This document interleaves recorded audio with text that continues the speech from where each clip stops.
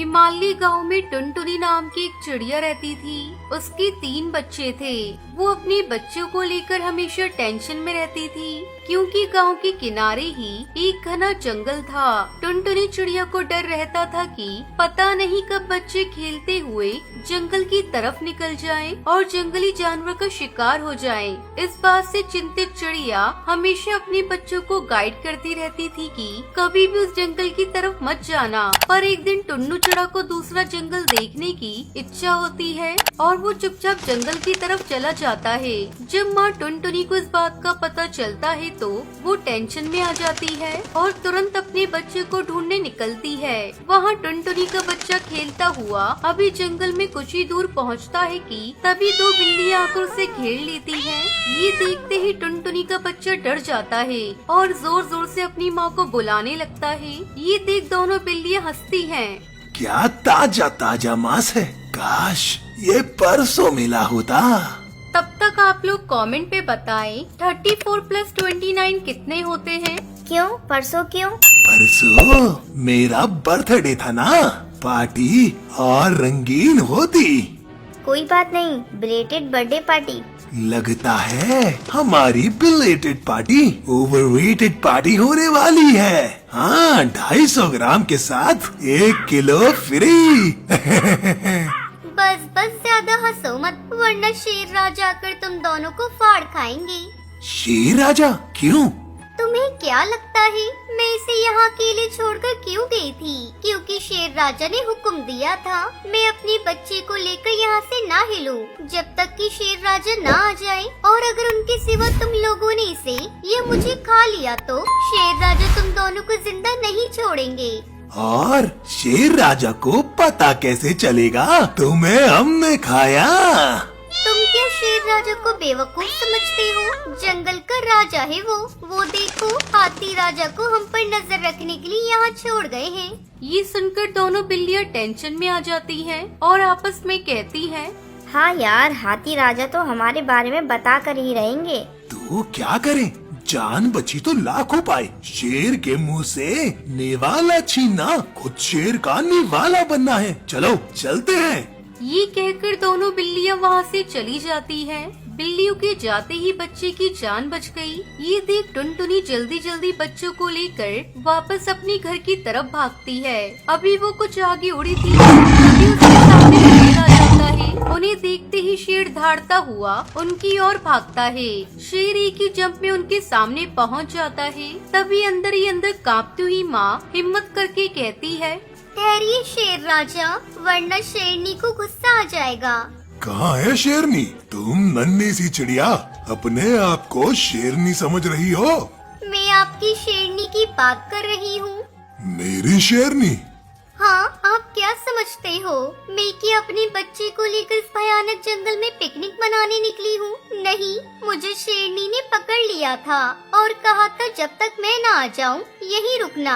आज मैं अपने शेर के लिए ताज़ा ताज़ा तुम्हारा बच्चा और तुम्हें ले जाऊंगी। मैं कैसे मान लूं? मत मानो, बाद में आपको अपनी शेरनी के गुस्से का शिकार होना पड़ेगा। तब मुझे मत बोलना बताया नहीं था, और फिर भी मेरी बात झूठ लगी तो वो कौवे से पूछ लो, उसे शेरनी ने मेरी निगरानी के लिए रख कर गई है। मेरे साथ कोई भी कुछ भी करेगा तो कौवा शेरनी को बता देगा, फिर शेरनी उसे छोड़ेगी नहीं। आप चाहे तो कौवे को भगा कर देखो, वो मेरी निगरानी छोड़कर जाएगा ही नहीं। आखिर शेरनी का हुक्म है। ये सुनकर शेर कौवे को भगाने के लिए भागता है, मगर कौवे जगह से उड़कर फिर वहीं दूसरी जगह पर बैठ जाता है। ये देख टुनटुनी झट से कहती है, कोई फायदा नहीं है शेर राजा, कौवा शेरनी का हुक्म ना माने, ऐसा हो सकता है क्या? सच कह रही हो तुम, कौवा तुम्हारी जासूसी के लिए ही है, यहाँ से नहीं जा रहा। खैर, शेरनी से पंगा कौन लेगा, मैं ही चला जाता हूँ। बाद में शेरनी तो तुम दोनों को मेरे लिए ही लाएगी। ये कहता हुआ शेर वहाँ से चला जाता है। उसके जाते ही टुनटुनी अपने बच्चे को लेकर जल्दी जल्दी अपने घर की तरफ उड़ती है। अभी वो कुछ ही आगे पहुँचती है कि तभी सामने से शेरनी आ जाती है। वाह, आज मेरे शेर राजा एक साथ 2-2 नरम नरम शिकार से खुश हो जाएंगे। अरे वाह, पति पत्नी हो तो आप जैसे, दोनों ही एक दूसरे को खुश करने में लगे हो। क्या मतलब? रोज आप शेर के लिए शिकार करके ले जाती हो। आज शेर ने आपके लिए हम दोनों का शिकार करने का प्लान बनाया है। तो किया क्यों नहीं? उन्होंने कहा शेरनी को गुफा में आ जाने दो, फिर तुम दोनों का ताज़ा ताज़ा शिकार करके ले जाऊंगा। आज शेरनी को मेरी तरफ से पार्टी। सच? शेर राजा आज मेरे बारे में ऐसा सोच रहे हैं? हाँ, गुफा में जाओ तो सही, वो आकर मुझे ले जाएंगे।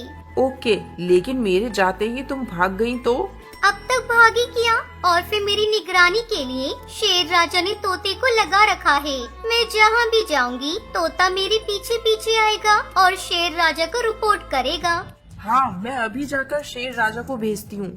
ये कहते हुए शेरनी वहाँ से चली जाती है। टुनटुनी यहाँ वहाँ देखती है और अपने बच्चे को लेकर घर की तरफ भागती है। जो भागती है तो पीछे मुड़कर नहीं देखती और सीधा अपने घर के पेड़ पर जाकर ही सांस लेती है। बाकी बच्चे भी अपनी माँ और भाई को देखकर खुश हो जाते हैं।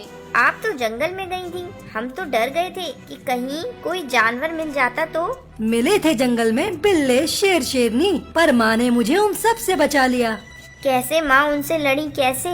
बच्चों, लड़ने की ताकत ही नहीं, दिमाग और धैर्य की भी जरूरत होती है। एक बात हमेशा याद रखना बच्चों, मुसीबत देखते ही घबराना नहीं चाहिए। धैर्य, दिमाग और चालाकी से काम लेना चाहिए। तुम खतरनाक से खतरनाक परिस्थिति से भी बच सकते हो।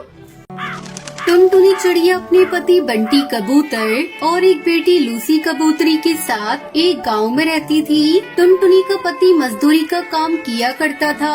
वो लोग बहुत ही गरीबी की हालत में रहते थे। बहुत मुश्किल से 2 वक्त का खाना मिल पाता था। बंटी की माँ भी काफी बूढ़ी और बीमार थी। उनकी जिंदगी इसी तरह चल रही थी कि अचानक एक दिन बंटी कबूतर को काफी तेज बुखार आता है और सही इलाज न मिल पाने के कारण उसकी मृत्यु हो जाती है। टुनटुनी के पति का एक छोटा भाई कालू कौवा भी था, जो बहुत चालाक किस्म का कौवा था। भाई की मृत्यु के बाद वो थोड़े दिन उसके परिवार और माँ की सेवा का नाटक करता है। कालू अपनी माँ से कहता है, देखो माँ, भाई की तो अब मृत्यु हो चुकी है। भाभी तो जाकर खेतों में काम करेंगी नहीं, सो मुझे ही सब देखना पड़ेगा। इन कागजों पर अंगूठा लगा दो, बाकी भाभी और बच्चों की चिंता मत करो, उनका सारा खर्च मैं उठा लूंगा। बूढ़ी माँ कालू की बातों में आकर अंगूठा लगा देती है, पर कालू बहुत मक्कार निकलता है। 2-4 दिनों में वो जमीन को औने पौने दाम में बेचकर गांव से फरार हो जाता है। कैसा कपूत पैदा किया मैंने, जो अपने ही घर को बर्बाद करके भाग गया। अब हम लोग क्या करेंगे? टुनटुनी चिड़िया पर तो दुखों का पहाड़ टूट पड़ा। वो सोचने लगती है, मैंने तो आज तक कोई काम नहीं किया, कभी घर से बाहर नहीं निकली। अपनी बच्ची और अपनी बूढ़ी सास का कैसे ख्याल रखूंगी?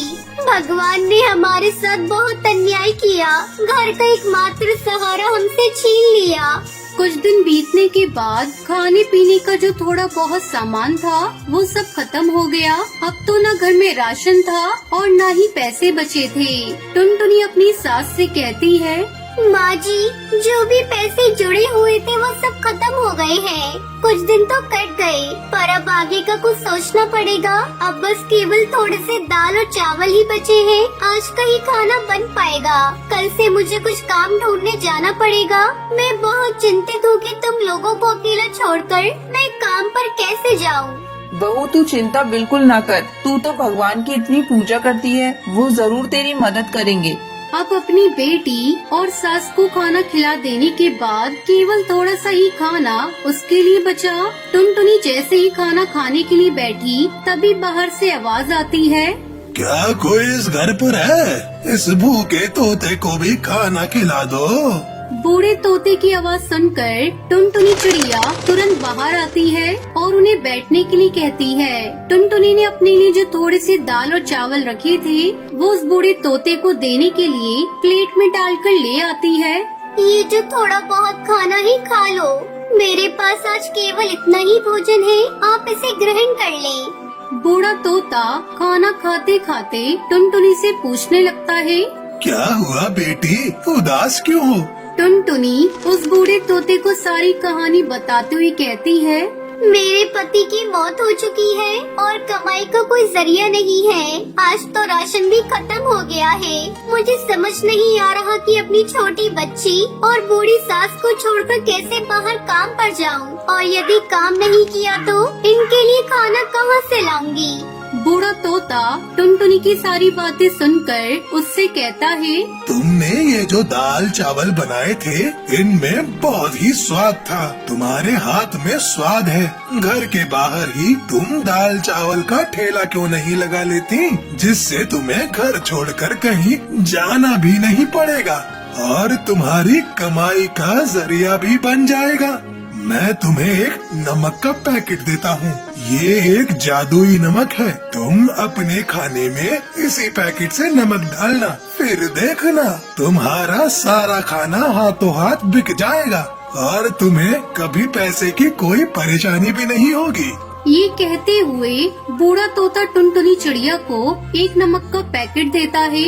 आपको बहुत बहुत शुक्रिया काका, आपने तो मेरी समस्या हल कर दी। अब मैं घर पर रहकर ही सब काम कर लिया करूँगी और मुझे अपनी बच्ची को छोड़कर कहीं दूर भी नहीं जाना पड़ेगा। तुम बहुत ही अच्छे दिल की चिड़िया हो। तुम्हारे मन में लोगों के लिए दया भाव है और तुम लोगों की मदद करना चाहती हो, इसलिए मैं तुम्हें ये जादुई नमक दे रहा हूँ। ये तुम्हारी बहुत मदद करेगा। और हाँ, ये याद रखना, ये पैकेट कभी भी खाली नहीं होगा। बस तुम इसे संभाल कर रख देना और हमेशा खाने में नमक इसी में से डालना। भगवान तुम्हारा भला करेंगे।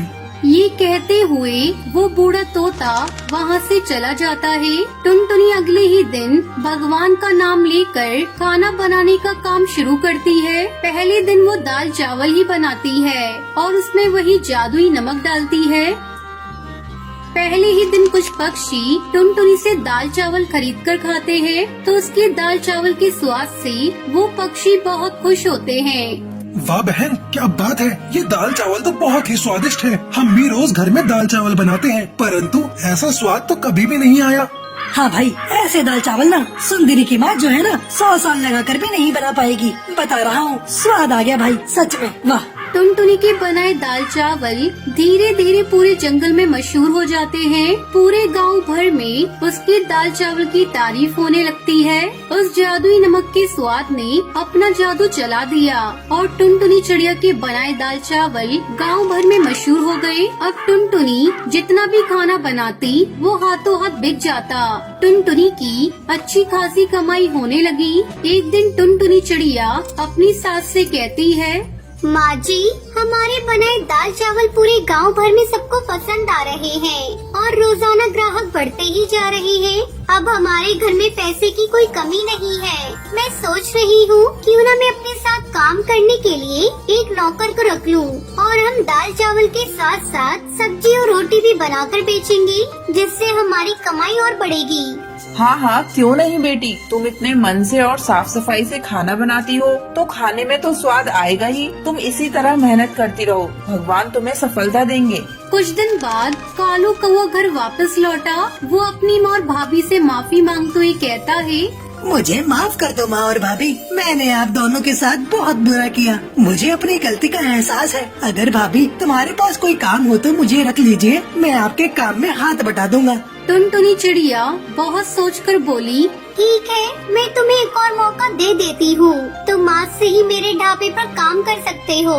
अब कालू कौवा कुछ दिन तक टुनटुनी चिड़िया के साथ अच्छे से काम करता है और उसे टुनटुनी चिड़िया के जादुई नमक का पता चल जाता है और वो सोचने लगता है, अगर मैं इनका जादुई नमक का पैकेट चुरा लूं, तो मैं भी इससे अच्छा खाना बनाऊंगा। उसमें वैसा ही स्वाद आएगा जैसा कि टुनटुनी के खाने में आता है। बस फिर क्या था, कालू कौवा लालच में आकर टुनटुनी के जादुई नमक में से थोड़ा सा नमक चुरा लेता है।